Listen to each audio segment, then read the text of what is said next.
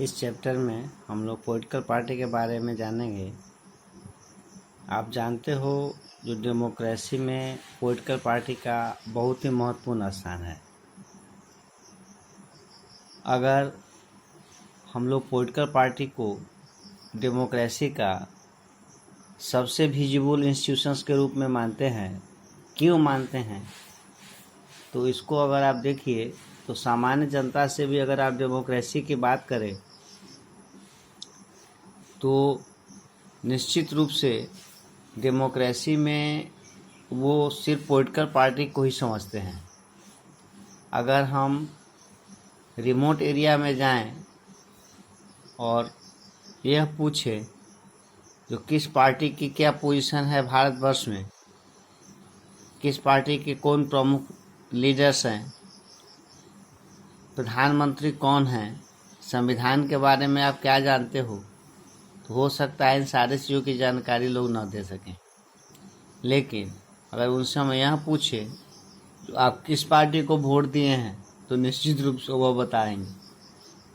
यह इस बात का संकेत है कि ऑर्डिनरी सिटीजन्स भी पॉलिटिकल पार्टी के बारे में कुछ न कुछ ज़रूर जानते होते हैं। लेकिन सवाल यह उठता है जो क्या पॉलिटिकल पार्टी का इस विजिबिलिटी का मतलब पॉपुलैरिटी है? अगर पॉलिटिकल पार्टी के बारे में सारे लोग जानते हैं तो इसका मतलब क्या है जो पॉलिटिकल पार्टी बहुत पॉपुलर है। लेकिन अगर हम पॉलिटिकल पार्टी की एक्टिविटीज़ की बात करते हैं तो हम लोग यह देखते हैं जो बहुत सारे लोग पॉलिटिकल पार्टी को काफ़ी आलोचनात्मक दृष्टिकोण से भी देखते हैं। ये पॉलिटिकल पार्टी पर हर समय उसके गलत कृत्य के लिए उसके ऊपर ब्लेमिंग करते रहते हैं और कहीं न कहीं पॉलिटिकल पार्टी को सामाजिक विभाजन के लिए भी प्रमुख रूप से रिस्पॉन्सिबल माना जाता है। अतः यह आवश्यक होता चला जाता है जो अगर इलेक्शंस डेमोक्रेसी का सबसे विजिबल पार्ट है और पॉलिटिकल पार्टी इलेक्शंस का सबसे महत्वपूर्ण हिस्सा है, सेगमेंट्स हैं, अतः पॉलिटिकल पार्टी के बिना चुनाव की कल्पना नहीं की जा सकती है। यही कारण है जो डेमोक्रेसी में पॉलिटिकल पार्टी का बहुत ही महत्वपूर्ण बढ़ता चला जाता है। अगर हम लोग 100 वर्ष पहले का इतिहास देखें तो बहुत कम ही ऐसे कंट्री हैं जहां की पॉलिटिकल पार्टी के अस्तित्व को देखने को मिला था। लेकिन आज अगर देखें तो बहुत कम ही ऐसे कंट्री होंगे जहां पॉलिटिकल पार्टी का अस्तित्व न हो। अतः हम यह कह सकते हैं जो पॉलिटिकल पार्टी जो है वह ओमनी प्रेजेंट है all over the world in democracy. मतलब जहाँ भी प्रजातंत्र की स्थापना होगी वहाँ पॉलिटिकल पार्टी का जन्म स्वतः होता चला जाएगा। अतः हमें यह जानना है जो पॉलिटिकल पार्टी क्या है, वह क्या करती है, वह हम लोगों के लिए क्यों आवश्यक है। तो पॉलिटिकल पार्टी है क्या? तो अगर हम लोग पॉलिटिकल पार्टी की मीनिंग की बात करें तो आपके बुक में भी क्लियरली लिखा हुआ है तो political party is a group of people who come together to contest election and hold power in the government। राजनीतिक दल लोगों का वह समूह है जो चुनाव लड़ते हैं और सत्ता में आते हैं और सरकार बनाते हैं। लेकिन इसके लिए इनकी कुछ पॉलिसी एंड प्रोग्राम होती है जिसको लेकर के ही समाज में आते हैं, जिसका उद्देश्य कलेक्टिव गुड्स को फुलफिल करना होता है।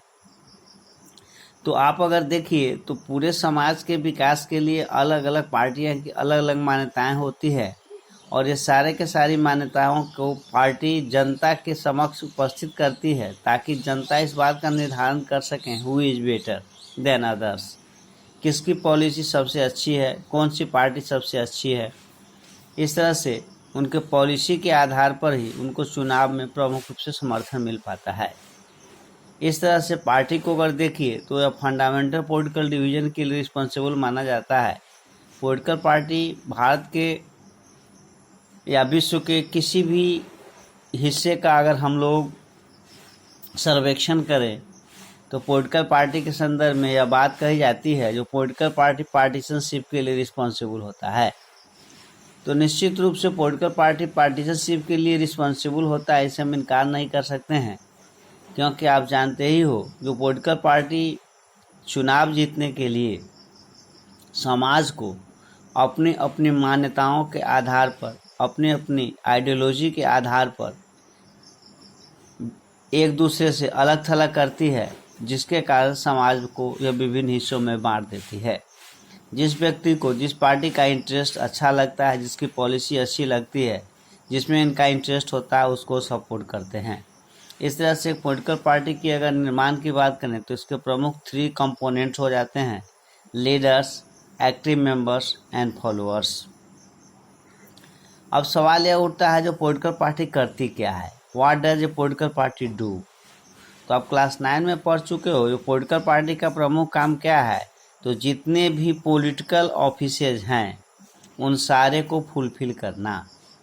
लेकिन पॉलिटिकल ऑफिसेज को प्राप्त करने के लिए, पॉलिटिकल पावर को एक्सरसाइज करने के लिए पार्टी को बहुत सारे फंक्शंस को परफॉर्म करने पड़ते हैं, और इसी को हम लोग फंक्शंस ऑफ पॉलिटिकल पार्टी के नाम से भी जानते हैं।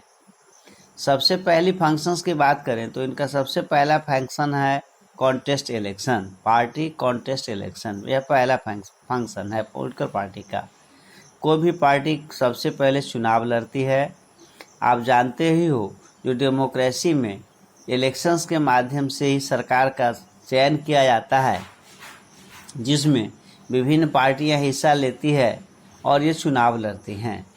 लेकिन जब पार्टी चुनाव के लिए अपने कैंडिडेट का चयन करती है तो इसमें हम लोग देखते हैं, जो भारत और अमेरिका में प्रतिनिधियों को चयन करने की जो परंपरा है या इनके जो रूल्स रेगुलेशंस हैं वो अलग अलग हैं। अमेरिका में यह देखा जाता है, जो कैंडिडेट का चयन फॉलोअर्स और एक्टिव मेंबर्स के द्वारा किया जाता है, जबकि भारत जैसे देश में पार्टी लीडर्स जो होते हैं, जो टॉप मोस्ट लीडर्स होते हैं किसी पार्टी का, वही प्रमुख रूप से कैंडिडेट का डिसीजन करते हैं, जो किस क्षेत्र से कौन सा व्यक्ति को चुनाव लड़ने का अधिकार होगा। दूसरा, पार्टी का सबसे महत्वपूर्ण कार्य होता है अपने पॉलिसीज और प्रोग्राम्स को जनता के समक्ष रखना, ताकि जनता, वोटर्स उस पॉलिसी एंड प्रोग्राम को चुने। जिनको भी जिसकी पॉलिसी सूटेबल लगती है वो उसी को वोट करते हैं।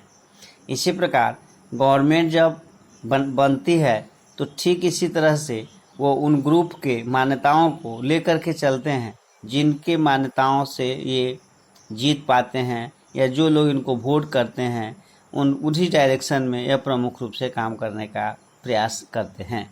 यही कारण है जो पार्टी कहीं न कहीं जितने भी ओपिनियन होती है उन सारे ओपिनियन को रिड्यूस करता है, उसको कम करता है, और इस प्रकार के व्यू को स्थापित करता है जिसमें लार्ज नंबर्स ऑफ इंटरेस्ट को एकजुट किया जा सके। अतः जो भी पार्टी इसमें अपने पॉलिसी के लाइन पर सही काम कर पाती है, जनता उसको सपोर्ट करती है, और इस तरह से वह चुनाव जीत करके रूलिंग पार्टी के रूप में स्थापित कर लेती है। तीसरा काम होता है पार्टी का मेकिंग लॉ। किसी भी पार्टी का काम है चुनाव के बाद जब सरकार बनाती है तो वो कानून बनाती है। आप जानते ही हो, कानून का निर्माण लेजिस्लेचर्स में किया जाता है, जिसमें सारे के सारे मेंबर्स उस पार्टी से बिलोंग करते हैं। लेकिन यहाँ आप ध्यान रखोगे, जो कहीं भी ये पार्टी लीडरशिप के विरोध में नहीं जा सकते हैं किसी भी कानून के निर्माण में। जो भी पार्टी आइडियोलॉजी होगी उसी आइडियोलॉजी के आधार पर यह कानून का निर्माण करेंगे। चौथा पॉइंट से और स्पष्ट हो जाएगा। जैसे चौथा पॉइंट है party form and run government. तो आप अगर party form and run government की बात करिए तो आप पार्टी की जो पॉलिसी होती है वही सबसे महत्वपूर्ण उसके शासन का आधार भी होता है। यही कारण है जो पार्टी अपने लीडर्स को उस मान्यताओं के आधार पर ट्रेन करती है, ताकि वो मिनिस्टर्स जब बने तो उसी आधार पर सरकार को संपादित करे जो उनकी पार्टी की आइडियोलॉजी है। पांचवा और सबसे महत्वपूर्ण काम होता है अपोजिशन पार्टी का। तो आप जानते ही हो, जो पार्टी चुनाव में स्पष्ट बहुमत प्राप्त नहीं कर पाती है वो अपोजिशन की भूमिका निभाती है।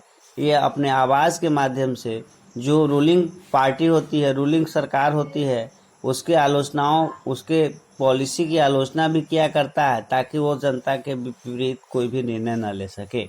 अतः opposition party also mobilise opposition to the government. ये नियमित रूप से सरकार के विरोध में लोगों को एकजुट करने में अपनी भूमिका निभाती रहती है। छठा है इसका काम पार्टी से पब्लिक ओपिनियन। पार्टी का काम होता है पब्लिक ओपिनियन को प्रमुख रूप से एक आकार देना। आप जानते हो समाज में लाखों मेंबर हैं एक पार्टी के और सबकी अपनी अपनी ग्रीवांसेस होती है, डिमांड्स होती है। क्या इन सारे पार्टियों के ग्रीवांसेस को फुलफिल कर पाना संभव है? तो पॉलिटिकल पार्टी करती क्या है, जो इसको प्रमुख रूप से इस जितने भी लोग हैं जो जैसे